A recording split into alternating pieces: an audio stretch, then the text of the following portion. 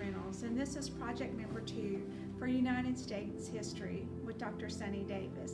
The title of my project is The Legacy of Harriet Tubman, which lived from 1820 to 1913. Now, first of all, I want to address the fact that Module 2 begins with the historical year 1914, and as I have just said, Harriet Tubman died in 1913. However, many of the events that took place in the arena of women's rights were initiated by this brave lady named Harriet Tubman. The life of Harriet Tubman was far from being an easy one. Fact is, according to biography.com, the exact date of her birth is not even known, but estimated to be from 1820 to 1825. She was born into slavery as Araminta Harriet Ross, but changed her name to Harriet around the time of her marriage to honor her mother, whose name was Harriet. We often view physical violence as only a modern day problem, but this same passage states that physical violence was a part of her daily life for Harriet. The violence she suffered early in life caused permanent physical injuries. She even later recounted a particular day when she was lashed 5 times before breakfast. She also was hit in the head with a 2-pound weight when she tried to help someone else out.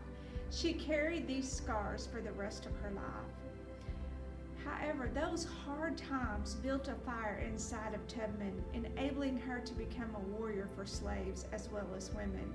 On September 17, 1849, Harriet and 2 of her brothers set off to find freedom in Pennsylvania, but after discovering that there was a reward in place for the 3 of them, the brothers insisted on returning.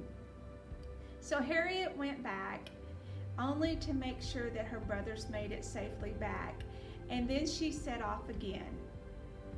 That is when she first encountered the Underground Railroad that took her to the safety of Pennsylvania.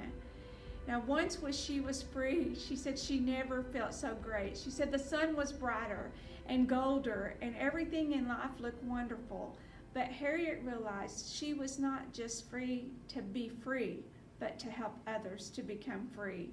Here are some of the things that this one woman, a woman that suffered with seizures from earlier abuse, accomplished in order to lay the groundwork for historical events that would take place in the future, some of them even after her death. Number 1, between 1850 and 1960, Tubman made 19 trips from the south to the north, following the network known as the Underground Railroad.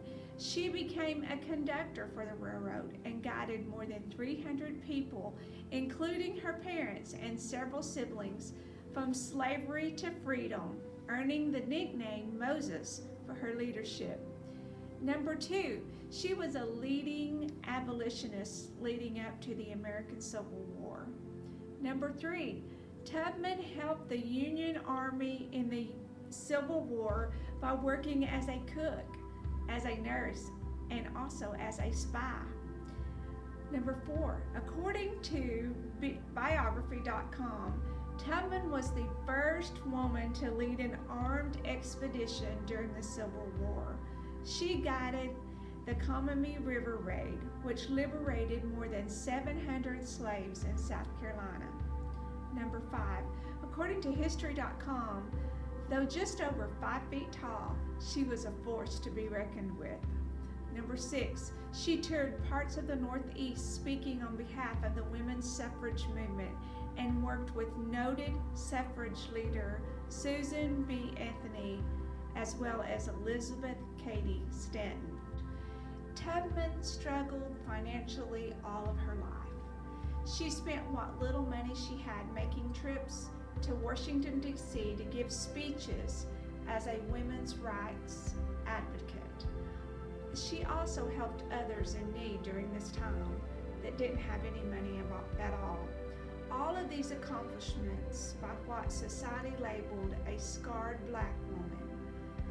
The heroic efforts of this woman led to many doors being opened in various arenas for the rights of women.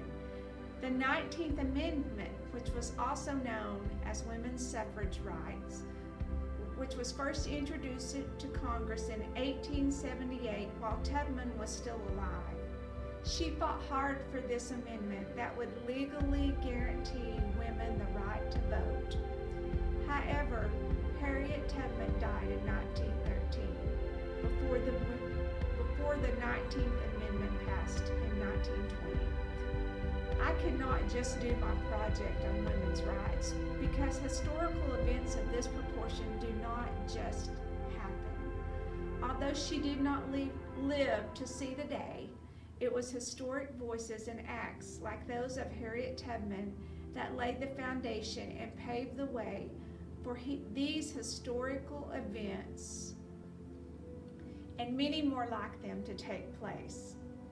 My entire theme of this project is the legacy of Harriet Tubman. Her legacy reveals to all of us we are not given freedoms or advantages in life just to merely be blessed, but we are blessed to be a blessing to others. I see many with the attitude, it's all about me. However, thank you, Harriet Tubman, for realizing that one of the greatest things that we can do is to think of the generations to come and endeavor to leave a legacy that will lead to greater things for their future. Many of those we will never even live long enough to see.